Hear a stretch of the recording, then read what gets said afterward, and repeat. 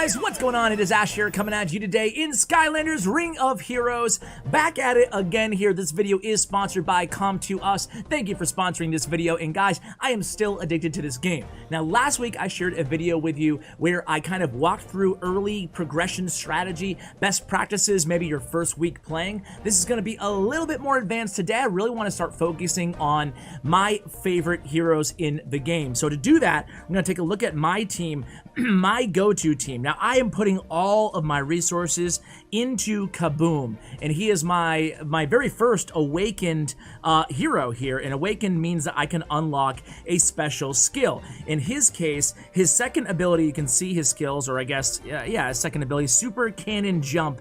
Now it went from attacking just one enemy to all the enemies, and that's really awesome because I can use that to farm way quicker. Just the AoE effect is just amazing. And Kaboom is really a tier 1 in terms of the best in the game hero, especially for attacking. Now, I go ahead and I check out a website, chompy.app, and I use this to kind of get a sense for what the best and the worst heroes right now, and it's very, very, very subjective, so I just want to give a shout out to the people over at chompy.app, and also to Vulcan Games and to Childish, who are two YouTubers who I've been absolutely binging their content to get better at the game. So, here is the tier list that Chompy.app uses. And this is definitely, as you can see, the list is basically most on speculation for now. It will be constantly updated as opinions change. There's one kind of disagreement I have at the top here, but let's go ahead through it right now. You can see Astro Blast, Buckshot, Enigma, Freeze Blade, Kaboom,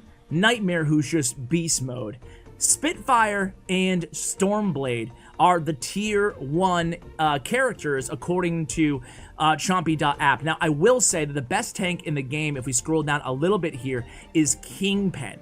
Kingpin has the most hit points and the highest DPS out of any character inside the entire game. Now, who is the best attacker in terms of who has the sheer most damage output capabilities in this game? It is Buckshot. But again, these guys are legendary. They're difficult to level up once you get them, especially when it comes to collecting more of them and empowering them up and evolving them. So certainly, you know, kind of just use your best judgment. Now let's talk a little bit about my team.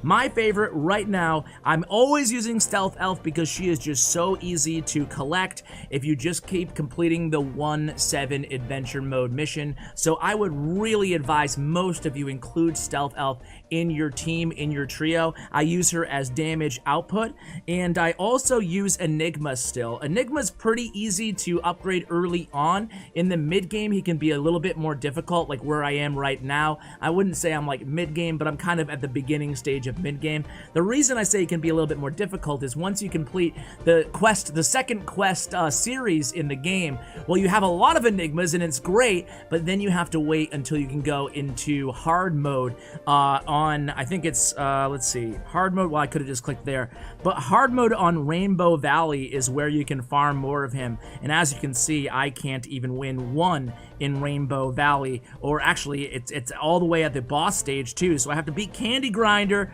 on hard mode in order to get more Enigmas, and I have to wait till I'm about maybe 10 levels higher probably to be able to even think about doing that. So right now what I'm doing is just grinding out, the rest of my team, right? Enigma is my defense.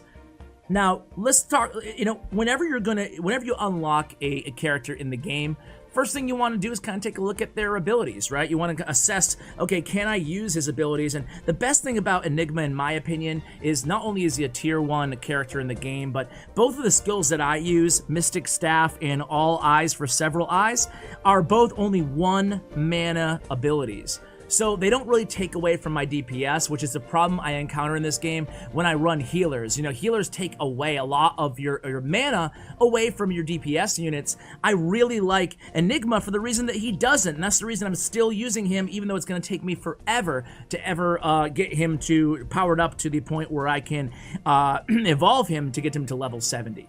So I'm still using them because I love these two abilities. Basically, the first one grants a higher attack buff onto my heaviest DPS unit, and the second one grants Bless, which is basically invulnerability for the next attack for 1 round. So you can use that sometimes late game. You're able to squeak out wins that you otherwise wouldn't have gotten. So I'm using Stealth Elf and Enigma. I'm also using Kaboom as my third character, as my main army. Now I also have Rollerball, who I actually got early in the game. She's a 4-star character right now, and I use her kind of in a pinch, and I'm leveling up blades. You're gonna want to have a B team and a C team, and different teams depending on what element your dungeon is. So all things to kind of consider. I think there's a good element chart here. I thought there was in-game. You know, I'm just going to flash it on the screen for you guys right now. But this is basically the element chart, again, from Chompy.app. And you guys can see here that there's 10 different elements, and each one of them has their own chapter here in Adventure Mode. So some elements are good against others, some are weak against others, and you guys can just study the chart. But the nice thing about this game is it tells you, you know, I can go into, let's see, not Distorted Dimensions, but let's just go into the Abandoned Factory here. I'm going to set a squad up, and you can already see on Kaboom, there's an arrow pointing down, a red arrow. On Enigma, there's an arrow pointing down. And on Stealth Elf, there's an arrow pointing up. That means that they're not going to do well, Kaboom and Enigma, against this particular element, and Stealth Elf will do well on this against this particular element. So, just something to think about, guys. I might as well go ahead and play this, right? You can see the total strength of my team versus the enemies. This probably wouldn't be the ideal comp for this mission here because, as you guys can see, right, I mean, 2 of my characters are going to have a really, you know, going to be going against it here, and with a disadvantage, that is. So what I normally do here is if I turn off auto in double time, the awesome combo is using Enigma's first ability to give myself an attack buff first, and then it's going to go on Stealth Elf because her attack is higher than Kaboom's right now, but eventually it will go on Kaboom. And check this out, guys. I can use his second ability now that I have him awakened. It hits everything. I would strongly advise you guys go ahead and do the same. You're not going to see much there, and you can see he's kind of weak because of the elements that we talked about. So you're not seeing that huge damage that he would get, and I'm actually going to go a bit faster here now. You're not seeing the huge damage that he would normally get if it wasn't at an elemental disadvantage. So it just illustrates how much the elements can actually come into play and be a factor in this game. So always kind of keep that in the back of your head, and that's why the importance of leveling up a 4th and a 5th and a 6th character is really, really important because of the elemental disadvantages. You can sub one of those guys in. So what I would advise you guys to do is you create an A team, you kind of focus on that team, and after that you start working on 3 more characters, 1 for each of those important slots that we talked about. Usually having a healer or a defense character is very important, and then of course having a DPS or an attack character, and then lastly having an expert or having another DPS or another defense, depending on what you're trying to do, is really important. And one last thing before I let you guys go today, runes, right? We talked about this in the first video, but runes are so important in this game. You should constantly be working to improve your runes. Now, let me tell you guys a quick thing about runes. Number 1 is early game. You don't want to be spending a ton of gold, which is your one resource that you're using to upgrade everything in this game.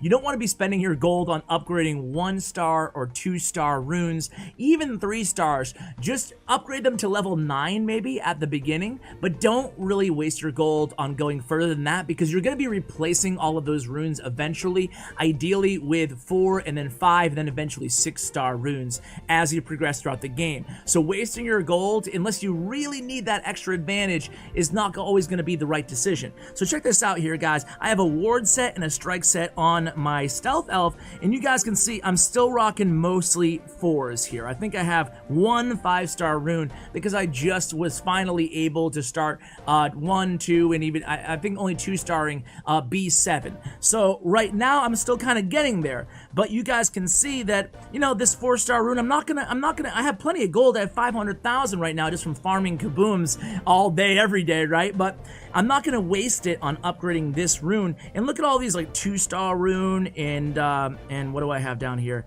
Basically anything that's low stars, not that great. The difference between a 1-star and a 2-star, heck, the difference between a 3-star and a 5-star rune is so incredibly huge. It is just, I cannot overstate this enough. So for that reason, just be aware of that, right? And be aware of how much power runes hold right now inside this game. So guys, that's all I have for you today. Hope you're enjoying the game. I hope that I will have a guild up and running. I probably do by the time this video goes live, so I'll include that information in the pinned comment. Again, thanks to ALL-NEW for sponsoring today's video. And of course, download the game if you haven't already. It will be in the description below. Guys, thank you so much for watching, and as always, take care, guys.